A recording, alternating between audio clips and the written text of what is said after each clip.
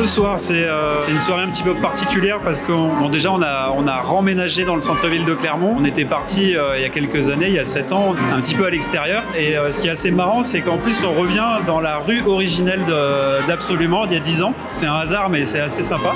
C'est aussi une soirée qui nous permet de réunir tous les partenaires de notre nouveau projet. Donc cette année, on a sorti une enceinte qui s'appelle Prodige, première enceinte conçue pour durer un siècle, qui est réparable, évolutive, qui est entièrement fabriquée en France et qui est entièrement conçue avec des matériaux recyclés, collectés et recyclés en France. On est extrêmement fiers d'avoir réussi ce challenge et c'est également une enceinte qui a été co-développée avec Focal, donc il y a un son exceptionnel qui réunit finalement l'écologie, la qualité audio, le Made in France et ce produit c'est Prodige.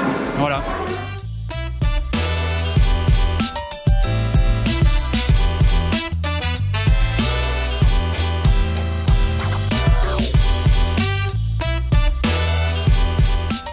L'idée est venue quand j'ai hérité de la radio de mon grand-père. À ce moment-là, je me suis dit que cet objet magnifique, je voulais l'utiliser, mais je voulais l'utiliser avec notamment mon smartphone. Mon père étant électronicien, je lui ai soufflé l'idée et il m'a modifié donc la radio de mon grand-père. Au moment où j'ai appuyé sur play, j'ai eu un coup de foudre et j'ai instantanément en fait arrêté tout ce que j'avais entrepris, mes études, mon alternance et je me suis lancé quoi.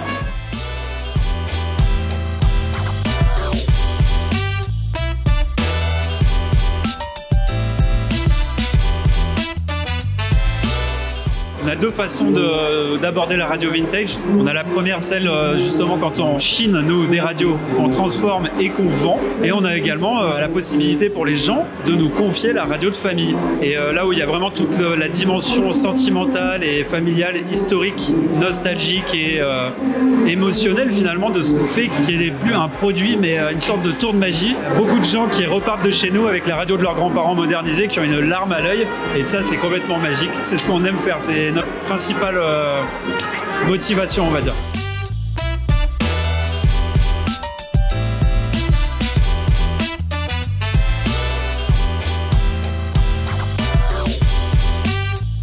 Les locaux dans lesquels on est actuellement, nous on les a pas modifiés, c'est-à-dire qu'ils étaient comme ça. C'est un ami à moi qui les utilisait avant, Fabrice Roux, donc c'est Moto Heroes, c'est une belle boîte locale aussi.